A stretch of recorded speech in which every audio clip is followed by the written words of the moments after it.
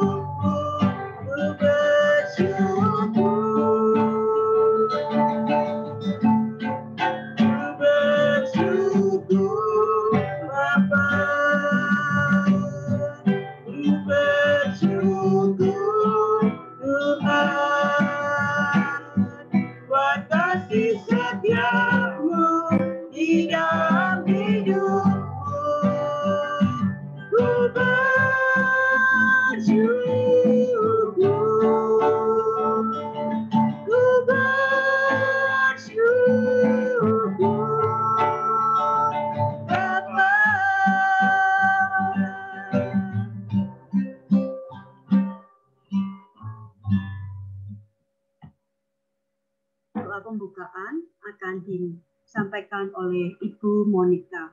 Silakan, Bu Moni.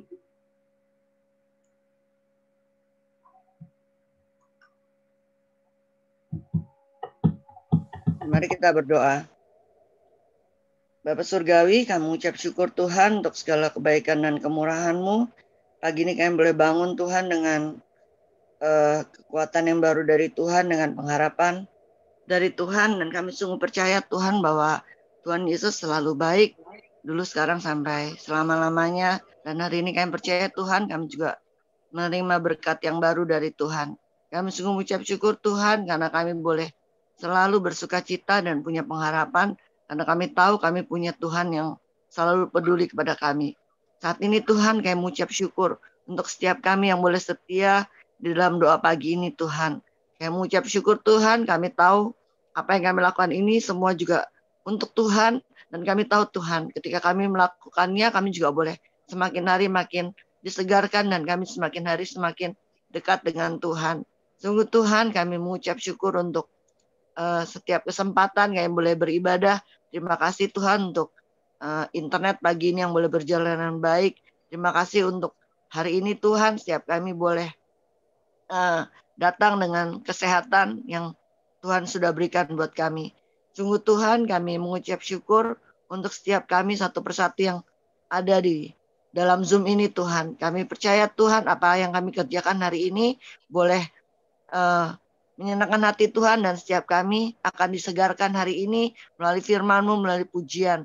Dan kami juga saat ini mengucap syukur Tuhan karena kami boleh menaikkan doa-doa kami pagi ini Tuhan. Kami percaya Tuhan, setiap doa-doa yang sudah dipersiapkan semuanya boleh Tuhan dengar dan Tuhan jawab tepat pada waktunya. Bukan hanya sekedar doa-doa yang sudah dipersiapkan Tuhan, tapi setiap doa-doa pribadi kami kepada Tuhan. Kami percaya Tuhan, kami mau naikkan di hadapan Tuhan, dan kami percaya Tuhan akan mendengar dan jawab setiap doa kami.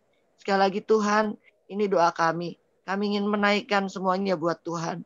Saat ini waktu-Mu Tuhan, kami ingin Tuhan yang bekerja pada pagi hari ini. Kami percaya setiap satu persatu kami Tuhan, disucikan, dikuduskan setiap hati kami, supaya ketika kami datang kepadamu Tuhan, kami semua boleh dilayakan. Kami semua ketika datang kepadamu Tuhan, boleh datang dengan hati yang sungguh-sungguh kudus di hadapan-Mu ya Bapa. Sekali lagi Tuhan, kami minta darah-Mu Yesus menutup bungkus kami, dan kami mau serahkan waktu ini ke dalam tangan-Mu Tuhan, supaya sungguh-sungguh kami semua boleh menyerahkan waktu ini untuk Tuhan bekerja dalam kehidupan kami, juga dalam doa pagi hari ini. Berkati Tuhan untuk Ibu Rita, berkati untuk Pak Edi Tuhan, supaya pelayanan pagi ini juga boleh memuliakan nama-Mu ya Bapa. Kami berdoa untuk setiap teman-teman kami yang belum masuk dalam Zoom ini Tuhan, yang percaya Engkau juga akan boleh mengundang mereka untuk datang. Kami mau serahkan sekali lagi Tuhan segala doa sembahyang kami dalam nama-Mu. Haleluya, amin. Terima kasih Bu Monik untuk doa pembukaannya. Bapak Ibu, kita akan siapkan hati dan pikiran kita untuk mendengarkan firman Tuhan yang pagi hari ini akan disampaikan oleh Pendeta DSS. Kita akan siapkan hati dengan pujian berserah kepada Yesus.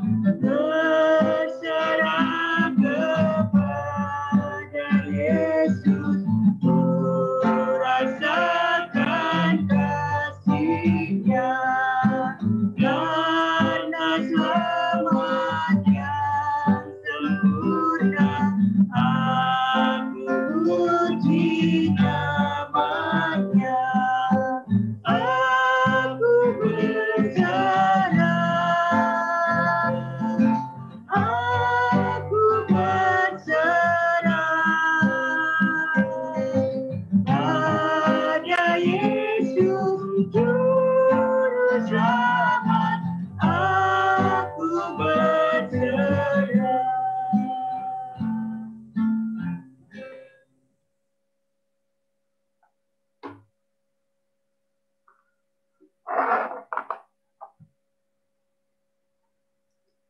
Bapak Ibu sekalian yang dikasihi Tuhan, kita berdoa lebih dahulu sebelum kita bersama-sama belajar dari kebenaran firman Tuhan. Bapa di surga, kami bersyukur di pagi hari ini, memulai hari, ada kesempatan untuk boleh datang pada Engkau ya Tuhan.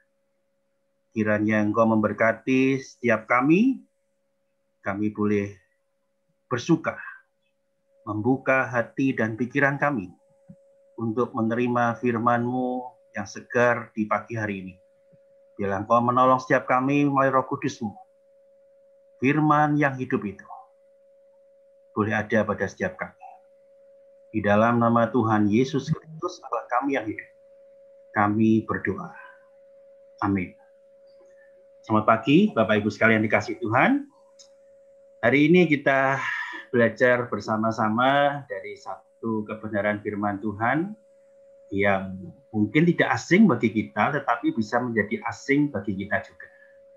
Mari kita perhatikan, ini judul dari tema renungan firman Tuhan di pagi hari ini, yaitu blind spot, yaitu titik buta. Beberapa hari yang lalu di daerah Kembangan, ceritanya ada dua mobil yang parkir di pinggir jalan karena sebelah kiri tembok, jadi dia parkir depan mobil pickup, belakang mobil penumpang. Dan karena ada keperluan, mobil yang di belakang mobil penumpang itu mau pergi, itu bukan di jalan besar, di jalan kampung. Kemudian dia mundurkan mobilnya dan kemudian dia ambil kanan kan dia harus menghindar dari mobil pickup itu, kemudian dia maju ke depan. Dan kemudian ada banyak orang yang berteriak karena ternyata mobil itu melindas seorang anak yang ada di dekat mobil itu. Sebetulnya ada 3, tapi 2 bisa melarikan diri. Anak-anak itu lagi bermain, kemudian tiba-tiba mobil itu maju dan melindas satu anak itu dan dilarikan ke rumah sakit. Saya pikir orang itu nggak sengaja. Dan mungkin bahkan kita orang itu nggak sengaja. Ya memang seperti itu. Tetapi kenapa bisa terjadi anak itu terlindas mobil? Ya inilah yang kita akan pelajari bersama-sama, yaitu titik buta. Nah ini kalau berkendara mobil itu ada area blind spot. Jadi ada area titik buta saat seorang pengemudi itu mengemudikan mobilnya, maka perlu adanya tukang parkir. Kalau kita berhenti dikasih tanda segala macam, nah itulah karena ada hal-hal yang tidak bisa kita lihat. Nah ini ada gambar yang mungkin sebagian kita sudah mengerti atau kita semua sudah mengerti. Kalau ini ada sopir truk, di depan itu ada area yang nggak kelihatan, jadi nggak kelihatan itu karena titik bawahnya nggak kelihatan. Kemudian di samping juga ada, di kiri ada, apalagi di belakang. Jadi yang ada garis-garis kuning di kotak kuning itu adalah hal-hal atau area yang tidak terlihat oleh pengemudi. Nah, inilah yang disebut dengan blind spot atau titik buta. Nah, firman Tuhan hari ini kita lihat dari Ayub 34 ayat 32. Ayub 34 ayat 32. Saya akan membacakan untuk kita semua. Apa yang tidak ku mengerti, ajarkanlah kepadaku. Jikalau aku telah berbuat curang, maka aku tidak akan berbuat lagi. Ya, kitab Ayub kita sudah melewati di bagian yang lalu, satu pergumulan yang hebat karena di situ penuh ketidakmengertian atau misteri. Kalau hari ini kita sedang bergumul dengan misteri daripada virus itu, pikir apa yang dialami oleh Ayub juga tidak kalah misteriusnya dengan apa yang dialami oleh Ayub. Dari seorang yang berada, seorang yang kaya, seorang yang saleh, seorang yang jujur, seorang yang berkenan di hadapan Allah, tetapi dia bisa menderita. Dan pada waktu itu dan sampai sekarang pun diyakini bahwasannya sebagian orang meyakini bahwasanya orang yang percaya Tuhan itu tidak bisa menderita. Dan inilah titik buta atau blind spot yang dialami oleh Ayub. Apa yang tidak ku mengerti. Apa Tuhan yang menyebabkan sampai saya seperti ini? Ayub nggak tahu. Dan dia bicara sama Tuhan di dalam hatinya dan menjawab pertanyaan kepada orang-orang atau para sahabatnya itu. Apa yang tidak ku mengerti? Tuhan, ajarkanlah kepada. Ayub mengakui ada di dalam hidupnya. Ada blind spot atau titik buta yang betul-betul tidak mengerti, yang Tuhan saja mengerti, dan itu disebut dengan misteri hidup. Nah, bagaimana kita melihat bagian yang begitu susah itu? Nah, kita akan lihat bagaimana pengertian daripada titik buta itu. Titik buta adalah sikap atau kelemahan yang tidak bisa kita lihat, atau kelemahan maupun sikap yang kita tolak untuk kita lihat. Jadi kita memperluas gitu ya. Bukan yang tidak bisa kita lihat, tetapi kita tolak untuk kita lihat. Meskipun hal itu menimbulkan konflik dengan orang lain. Bisa juga dengan Tuhan juga gitu ya. Karena kita tolak. Jadi perhatikan yang kita akan bahas ini lebih luas, artinya jika titik buta itu tidak bisa kita lihat maupun yang kita tolak untuk kita lihat. Terus kita pikir, apa ya titik buta di dalam diri kita? Dan kita pikir, wah nggak ada, semuanya terlihat, kita mengerti. Gitu ya. Nah, saya akan coba bersama-sama dengan Bapak Ibu merenungkan sebentar bagian aja. Andaikan kita bertanya pada kita sendiri, titik buta, oh saya nggak ngerti, semuanya terlihat. Mari kita mencoba memahami. Di firman Tuhan ada 10 perintah. Oke, saya nggak akan urut 1 sampai 10 terlalu panjang. Bisa saya ambil 1 aja. Jangan ada Allah lain di hadapanmu. Kita mengerti. Dan kita merasa, oh iya, dengan saya datang ke gereja, saya mengutamakan Tuhan dan tidak ada Allah lain di hadapan saya. Oke, itu betul. Tapi, sangat mungkin pada satu titik, jangan ada Allah lain, kita tolak untuk kita mengerti. Kita tolak untuk kita pahami. Kita menolak kelemahan kita. Apa yang mengisi Allah lain di hadapan? Seringkali yang terjadi adalah kita sendiri menjadi Allah. Allah itu ada, ya. Allah itu menjadi satu-satunya, iya. Allah yang harus kita sembah, iya, jangan ada Allah di hadapanku. Tetapi seringkali kita bergumul dengan diri kita untuk menjadi Allah itu sendiri. Saya punya pengalaman pribadi begitu ya.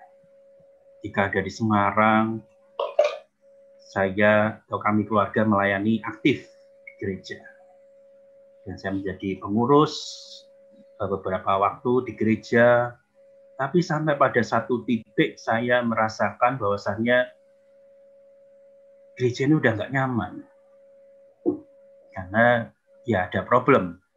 Saya dengan hamba Tuhannya ada problem. Dan bukan hanya saya, tapi beberapa di antara saya pun juga ada problem.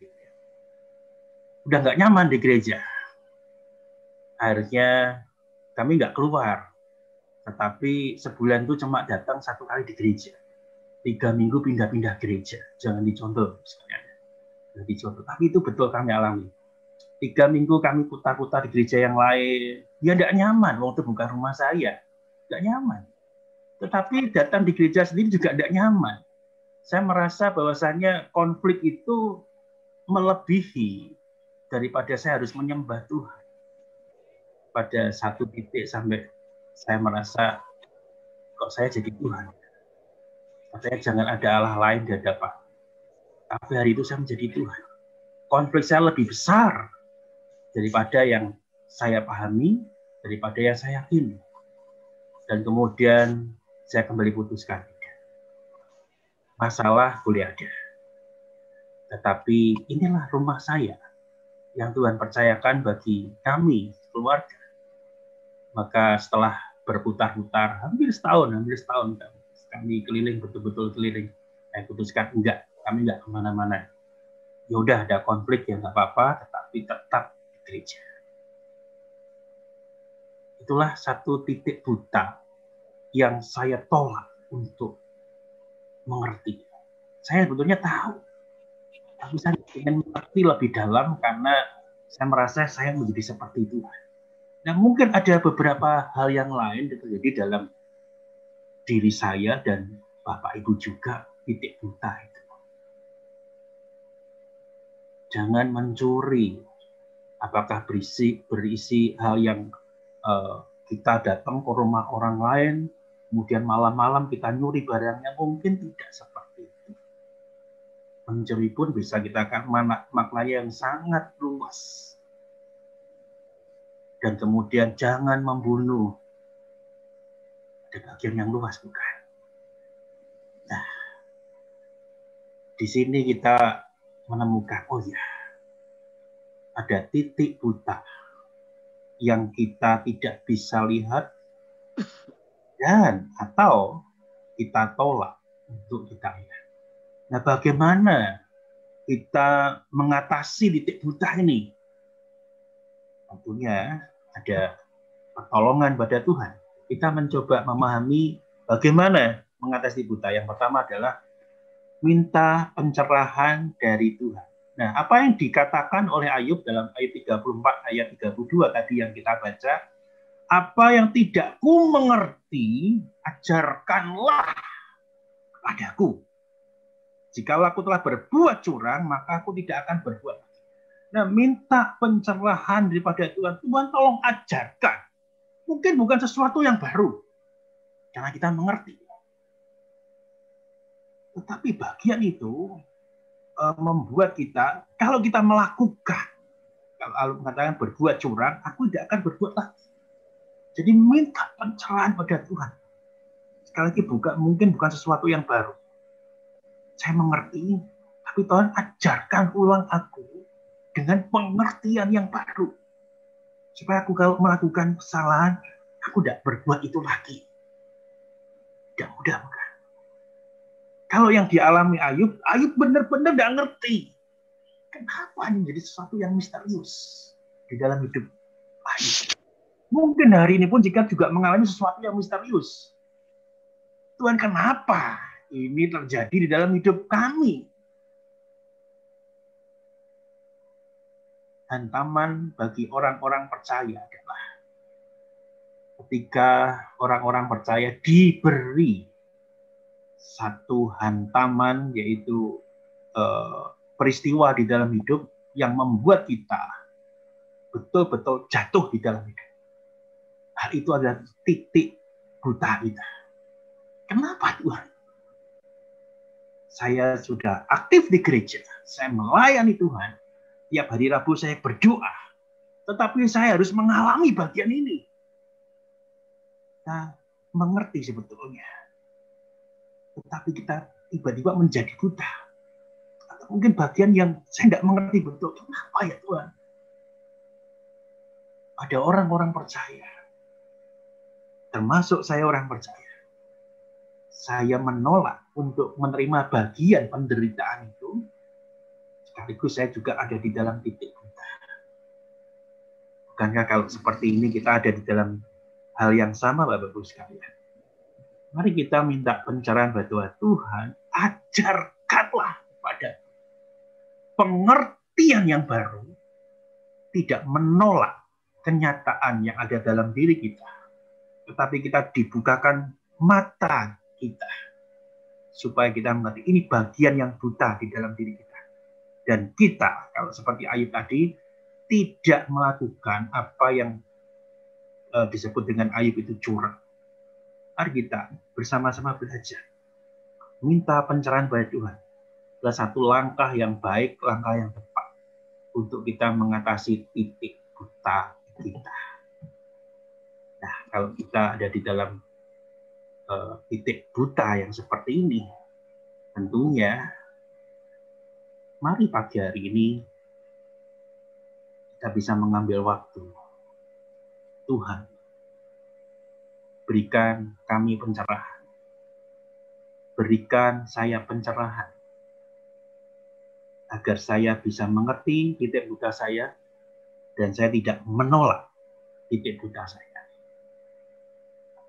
Kemudian bagian yang kedua, minta bantuan dari teman, saudara, keluarga yang seiman, yang bisa kita percayai. Ya, sekali lagi ambilnya yang seiman. Artinya kita dalam konteks kita memahami titik buta, begitu ya. Bukan yang nggak seiman nggak bisa juga. Tetapi yang dianjurkan adalah yang seiman. Maksudnya dalam konteks kita jadi orang-orang percaya. Ada banyak solusi dari permasalahan hidup, tidak selalu dari orang percaya. Tapi kalau kita bicara iman, ya mau nggak mau kita dengan yang seiman. Nah, itu yang dimaksud. Bagian titik buta kita. Kalau ada Bapak Ibu belajar tentang jendela Johari, gitu. Johari itu ada 4 titik buta, ada 4 titik. Kalau itu bicara tentang kemampuan, gitu ya.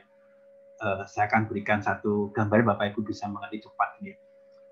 Titik yang kotak yang pertama, jadi 4 kotak. Kotak yang pertama, saya mengerti, orang lain mengerti. No problem, itu bagian yang terbuka. Saya mengerti, orang lain tidak mengerti. Ya, itu bagian yang dimana saya mengerti, hanya saya mengerti. Kemudian bagian yang ketiga, orang lain mengerti, saya tidak mengerti. Nah, inilah titik buta. Orang lain mengerti, saya tidak mengerti. Jadi saya nggak ngerti bagian titik buta saya. Saya belum ditemukan. Saya belum menemukan diri saya tentang kemampuan saya atau talenta saya, tapi orang lain mengerti, ada bakat yang luar biasa. Dan yang keempat, saya tidak mengerti, orang lain tidak mengerti. Ya, ini titik buta yang lebih parah lagi, sama-sama tidak mengerti. Nah, ini bagian yang dimaksud adalah bagian yang ketiga. Saya tidak mengerti, orang lain mengerti. Nah, kita diminta ditolong. Misalnya gini, ada seorang atau beberapa orang yang saudara kita yang menasihati kita, kamu tuh nggak bagus loh kalau seperti itu. Kita respon kita bagaimana? Oh iya ya, terima kasih ya. Harusnya kita belajar. Terima kasih, saya diingatkan di bagian itu. Tapi kalau kita menolak, oh enggak, saya nggak seperti itu. Nah, mungkin waktu ngomong kita menolak, tetapi kemudian coba kita belajar lagi, meresapi lagi, apakah benar yang dikatakan oleh teman, saudara, atau keluarga kita. Mari kita perhatikan hal-hal yang disampaikan oleh teman, saudara, atau keluarga kita. Supaya kita mengerti titik buta kita. Iya, saya sering ngechat-chatan dengan Pak Haji ya, yang hari ini berulang tahun pernikahan gitu ya. Karena Pak Haji sering pasang status di WA dan saya sering kali usil melihat gitu ya. Iya, artinya begini, ketika kita melihat bagian ini, ada bagian-bagian titik buta dalam diri kita. Pak Haji berbesar hati, membuka diri, sering ngobrol, Pak ini kasih masukan ke saya, bagaimana saya melakukan ini, begitu sesuatu yang bagus. Artinya kita, bagian apa sih titik buta yang kita tidak mengerti, dan minta tolong pada saudara, teman, keluarga yang seiman. Itu sesuatu yang bagus. Saya pun akan terus belajar. Titik buta apa yang saya tidak mengerti, tetapi orang lain mengerti. Nah, Bapak-Ibu sekalian, jangan tolak bantuan. Atau kita perlu minta bantuan dari teman, saudara, keluarga yang seiman. Supaya kita bisa mengatasi titik buta kita. Ada satu nasihat dari firman Tuhan, Amsal 12 ayat 15. Jalan orang bodoh lurus dalam anggapannya. Dan anggapannya sendiri. Tetapi siapa mendengarkan nasihat, ia bijak. Nah, Amsal ini berisi nasihat dan segala macam. Nah, dia mengingatkan kita. Jalan orang bodoh itu lurus dalam anggapannya sendiri. Tapi siapa mendengarkan nasihat, ia bijak. Nah, kita yang percaya, saya itu percaya sama Tuhan. Iya, lakukan aja. Menurut saya itu betul terus. Ternyata itu firman Tuhan mengingatkan, itu jalan orang bodoh. Lurus dari anggapan kita sendiri. Padahal tidak seperti itu. Jadi orang Kristen pokoknya seperti ini. Nah, mungkin, sekali lagi saya katakan mungkin, kita bisa menjadi, maaf ya, ini orang bodoh seperti dalam Amsal. Tapi Amsal sekali lagi mengingatkan kita, dengarkan nasihat supaya kita itu menjadi bijak. Nah, itulah yang penting. Mengerti, memahami di mana titik buta kita, minta pertolongan pada orang lain. Dengarkan nasihat. Meskipun kita ngerti tidak semua nasihat itu baik, tetapi hati nurani kita bisa memilih. Sebetulnya nasihat itu bagus. Orang yang jahat sekalipun, dia bisa mengerti nasihat yang bagus dan tidak bagus. Karena Tuhan memberikan kita yang berbeda dengan ciptaan lainnya. Hikmat atau keserupaan dengan Allah. Yang mengerti hal-hal yang tidak hanya sekedar terkatakan, tetapi yang tersirat di dalam setiap perkataan. Nah, Bapak-Ibu sekalian, mari kita belajar membuka diri untuk menerima sekaligus meminta bantuan dari saudara-saudara kita. Supaya titik buta itu disingkapkan. Tapi sekaligus dengan sikap, mari kita menerima. Kalau kita, wah, udah nggak ada. Saya ingin singkapkan banyak hal sebetulnya, banyak hal. Ada titik buta yang kita sengaja untuk terus berjalan di dalamnya. Ada beberapa orang, teman saya, gitu ya. Pekerjaan, dia orang Kristen. Tapi pekerjaannya, dia pun bergumul sampai tanya kepada saya, apakah saya harus melakukan pekerjaan ini terus? Karena di dalam lingkungan pekerjaannya, korupsi sesuatu yang biasa. Saya mengerti titik buta itu, tapi saya menolak. Susah. Mungkin kita bisa mengalami hal seperti itu. Dan itu bukan satu teman, ada beberapa teman, dan mereka terus berkumpul sampai dengan saat ini. Sebaiknya bagaimana? Jawabnya tidak mudah, yang mengalami jauh lebih sulit, begitu kan? Tapi saya harus kembali kepada firman Tuhan. Ya, jawaban saya dengan sesuai firman Tuhan, begitu kan? Tidak ada tawar-menawar. Oke, yang ketiga. Setelah tadi bagian yang pertama kita minta pencerahan dari Tuhan, kemudian minta bantuan orang lain, cara yang ketiga adalah mintalah Kristus mengubah kita. Nah, ini bagian yang penting Bapak sekalian. Kita minta pencerahan, kita minta orang lain menolong. Tapi tanpa ada perubahan di dalam diri kita, ya sia-sia. Titik buta itu akan terus menjadi titik buta, dan untuk kita ketahui dan kita senantiasa menolaknya. Kita tidak berkuasa untuk mengubahnya. Dan kita dipaksa untuk menerimanya. Maka minta Kristus mengubah diri kita. Maksudnya kita tidak mampu. Kalau tadi contoh rekan saya, semuanya korupsi, dia harusnya nggak mungkin bisa. Dia ingin mengubah tapi tidak mampu.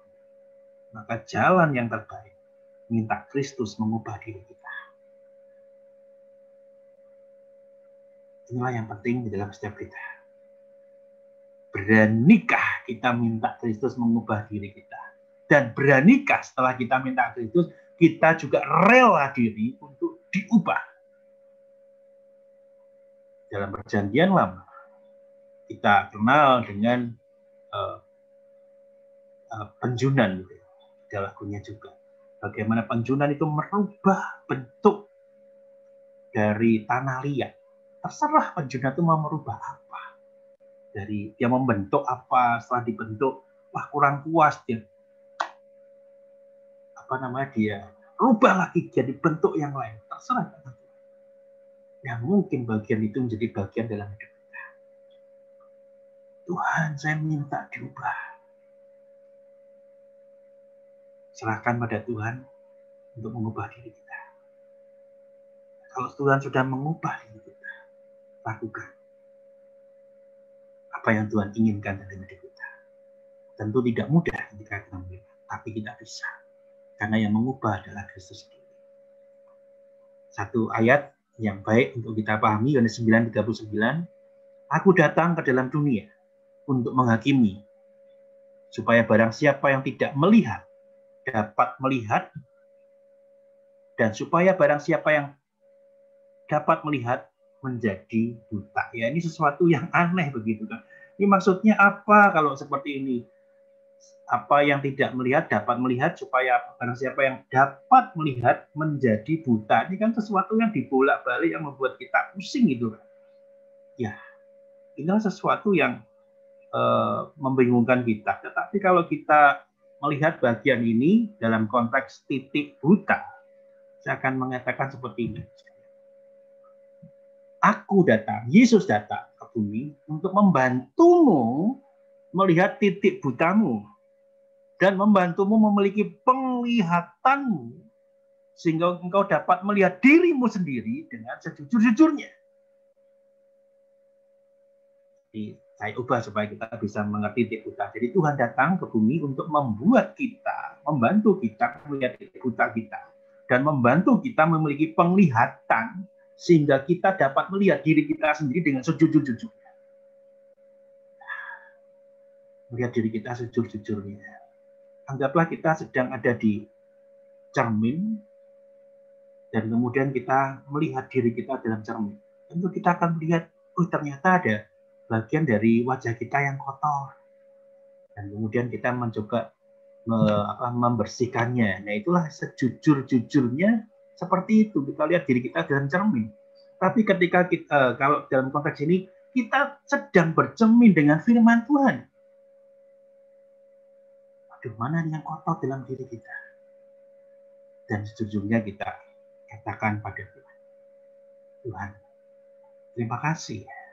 Engkau datang ke bumi untuk membantu saya melihat titik buta saya. Kiranya pagi ini boleh menolong setiap kita untuk kita terus memahami dan mengerti titik buta kita. Dan kita belajar untuk beranjak dari titik buta itu kepada satu pengertian yang datang daripada Tuhan. Amin. Mari kita berdoa. Bapa di surga, pagi hari ini kami bersyukur kami boleh bersama-sama merenungkan firman-Mu. Kiranya Engkau yang menyempurnakan firman yang daripada Engkau sendiri, dan itu adalah firman yang adalah Engkau sendiri. Firman yang terus menggelisahkan hati kami ketika kami ingin lari daripada firman itu. Firman yang seharusnya menjadi dasar daripada setiap kehidupan kami, dari setiap perjalanan iman kami, tetapi terkadang kami ingin melompat daripada dasar itu kepada dasar yang lain. Dan dasar yang lain itu seringkali ada diri kami sendiri. Tuhan, mampukan kami, Tuhan, agar kami senantiasa bergantung pada Engkau. Kami belajar melihat titik buta kami melalui firman yang kami dengar, melalui firman yang kami baca, dan melalui setiap aktivitas yang kami lakukan tiap-tiap hari. Tolong kami agar semakin hari kami semakin memuliakan hati Tuhan. Berkati setiap kami semua, Tuhan. Di dalam nama-Mu Yesus Kristus, Allah kami yang hidup, kami berdoa. Amin. Waktu berikutnya saya serahkan pada Rita.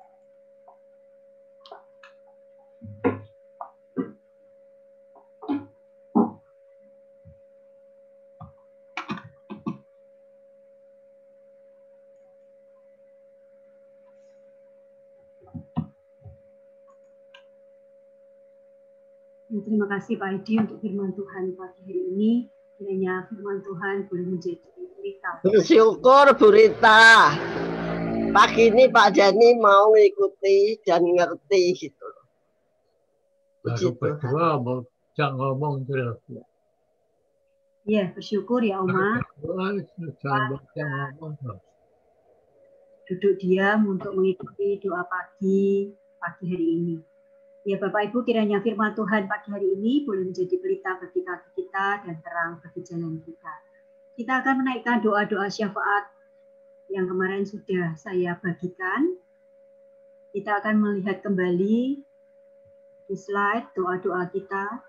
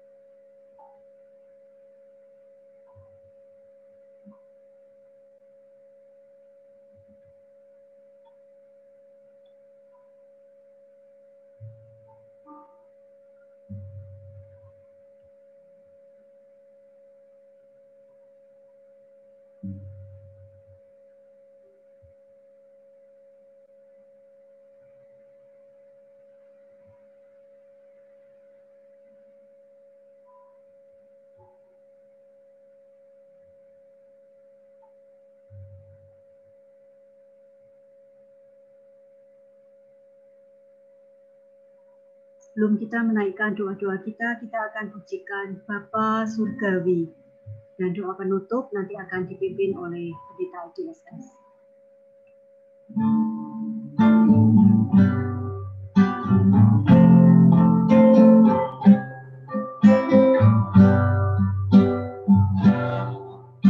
Bapa Surgawi, ajarku mengenal betapa dalamnya kasih-Mu. Bapa Surgawi, buatku mengerti betapa kasih-Mu padaku. Semua yang terjadi di dalam hidupku, ajarku menyadari Kau selalu sertaku. Di hatiku selalu bersyukur padamu, karena rencana-Mu indah bagiku. Bapa Surgawi, Bapa Surgawi, ajarku mengenal betapa dalamnya kasih-Mu. Bapa Surgawi, buatku mengerti betapa kasih-Mu padaku. Semua yang terjadi di dalam hidupku, ajarku menyadari Kau selalu sertaku. Di hatiku selalu bersyukur padamu, karena rencana-Mu indah bagiku.